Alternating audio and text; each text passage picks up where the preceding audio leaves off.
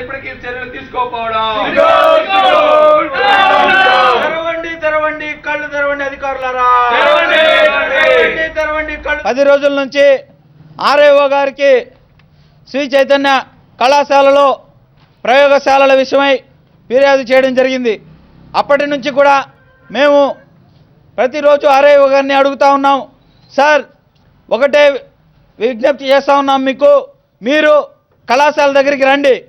ఒకవేళ అక్కడ కనుక విద్యార్థులకు సరిపడినటువంటి ప్రయోగశాలలు ఉంటే మీకు శ్రీ చైతన్య కళాశాల యాజమాన్యానికి పూలమాల వేసి వైఎస్ఆర్ కాంగ్రెస్ విద్యార్థి విభాగం పక్షాన సన్మానిస్తాం.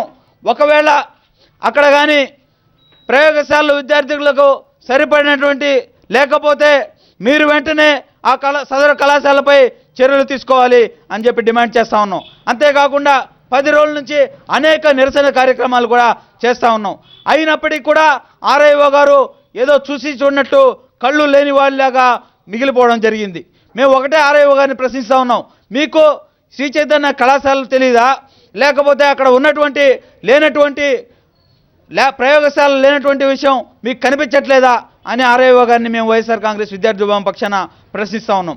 మేము ఒకటే డిమాండ్ చేస్తూ ఉన్నాం, మీరు తక్షణం ఈ కళాశాలలో ప్రయోగశాలలు లేనటువంటి విషయంపై వెంటనే మీరు కానీ చర్యలు తీసుకోకపోతే ఆర్ఐఓ కార్యాలయాన్ని ముట్టడిస్తాం. అంతేకాకుండా అవసరమైతే నిరాహార దీక్షకు కూడా వెనుకాడే ప్రసక్తే లేదని చెప్పి ఆర్ఐఓ గారిని హెచ్చరిస్తూ ఉన్నాం. ఇప్పటికైనా శ్రీ చైతన్య కళాశాల యాజమాన్యం కళ్ళు తెరిచి విద్యార్థులకు అవసరమైనటువంటి సదుపాయాలు ప్రయోగశాలలు కల్పించి కళ్ళు తెరవండి ప్రభుత్వ అధికారులారా.